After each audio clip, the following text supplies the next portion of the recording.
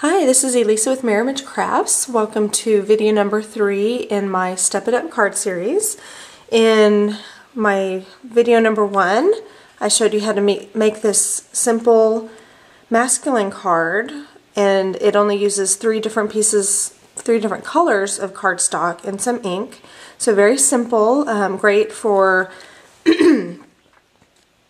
great for any of you who have limited supplies, brand new stampers, and so on. And then in my last video, I showed you how to step it up just a little bit, adding a little bit more texture to it and the addition of the Designer Series paper.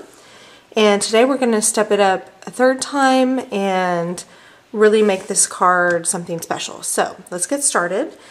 So once again, we're starting with a crumb cake card base, and this is a standard size card again, 8.5 by 5.5, scored at 4 1/4.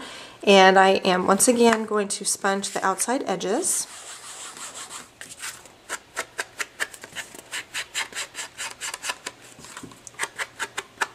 Okay, so I finished sponging that. I can set that aside for just a moment. Like our previous cards, excuse me, we're going to do some tearing. With this card, instead of the Always Artichoke piece, I've added the color Early Espresso to this card. We're going to add that in a few more places. So again, I'm going to tear that and then sponge it.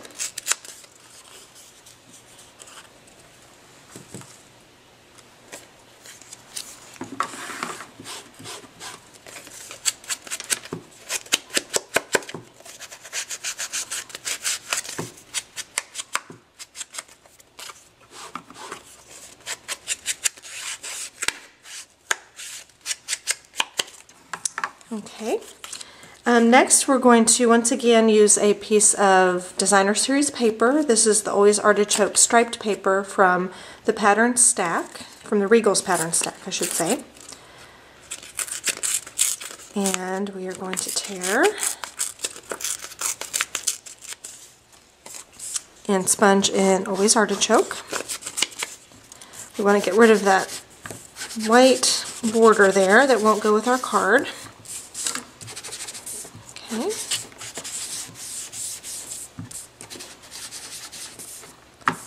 All right. Once again, we're going to stamp our tree image in Always Artichoke, but before I stamp it onto my paper, I'm going to take my Early Espresso marker and I'm going to swipe it over the bottom part to make this bottom tree trunk and base espresso. And then before I stamp it, I'm going to moisten it with my breath. One moment. Then we stamp it on our paper. And that's a great, easy way to get 2 colors on our stamped image. Once again, we're going to punch this out with our 2.5 inch circle punch.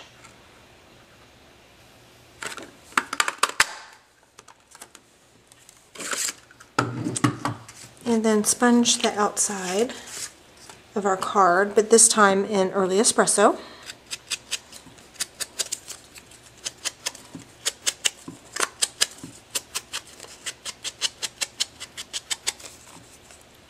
Okay. And before we start assembling our card, instead of stamping our sentiment directly onto the crumb cake as we've done in the previous 2 cards, I'm going to stamp it on vanilla cardstock and then punch it out. So what I want to do is in Early Espresso ink, stamp my sentiment. Then I'm going to take my decorative label punch and punch this out. But I'm placing my sentiment at the very top of where the punch is. I'm punching that out. And you'll see why I did that in just a moment. And then with the Early Espresso again, just going around the edges.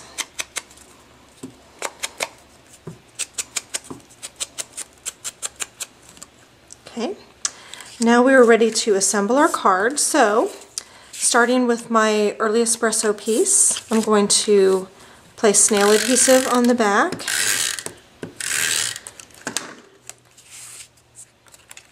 and put that at the bottom of my card.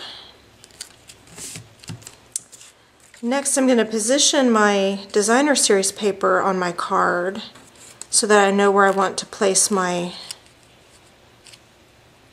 sentiment. And then I'm going to put some snail adhesive on the back of this. Place it right there. And then snail adhesive on the back of my Designer Series paper.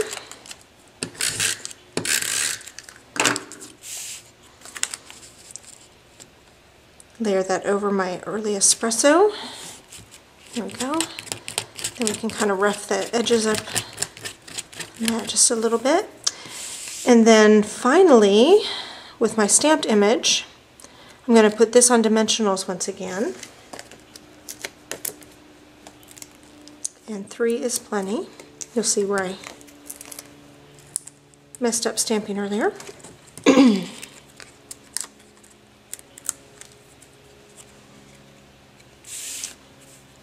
Place this right there. Okay, and then our card isn't quite finished yet. I have a lot of space down here that I want to fill, and ordinarily I would put some Always Artichoke seam binding down here, but I don't actually have any of that, so I'm going to do something else instead. So I'll be right back to show you that in just a minute. Okay, so I'm ready to make my fake ribbon, I guess I will call it, and so I've got a strip of Always Artichoke cardstock, and it's 5.5 by about 5/8. Doesn't really matter how wide it is, it's just up to your preference. So that's what I'm using, and what I'm going to do is I'm going to crumple this up because I'm going to do a technique called faux suede. So to make it easier to crumple this, I'm actually going to spritz some water on that, but I'm not going to do that right here because I don't want to get the water everywhere. So just one moment. Just a few light spritzes of water off camera, and it softens the cardstock enough that I can pretty easily scrunch it up. And I really want to crumple this as much as I can. So undo it, crumple it again, until it's really, really distressed, and you can start to see that the cardstock is kind of pulling away into 2 layers, is what I'm looking for. So I'm going to crumple it just a little bit more. Okay, that should do it. So what should happen is I should be able to take the edge of this where it's pulling apart,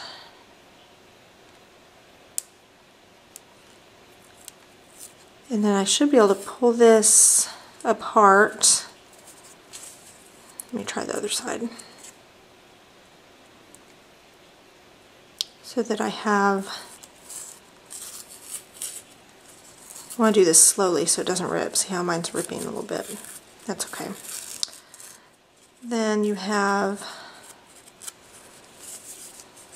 basically the inside of your cardstock, and it has a really nice texture to it, and that's what I'm going to use to sort of make my ribbon look. Okay, so I'm doing a second piece because I need to make sure that I have enough to go across here. I'm going to need 2 pieces of the cardstock. So next I'm going to attach a piece of sticky strip down here to adhere this down. And this is our sticky strip. It just holds really, really well. It'll work better on this part of the card project than just snail adhesive.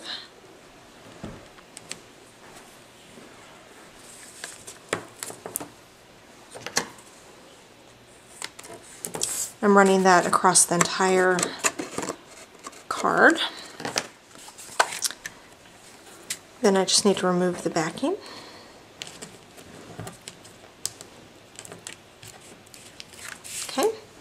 Then what I'm going to do with these pieces is just start on this end, attaching it to the sticky strip, and while I'm doing that, I'm just kind of crinkling it up.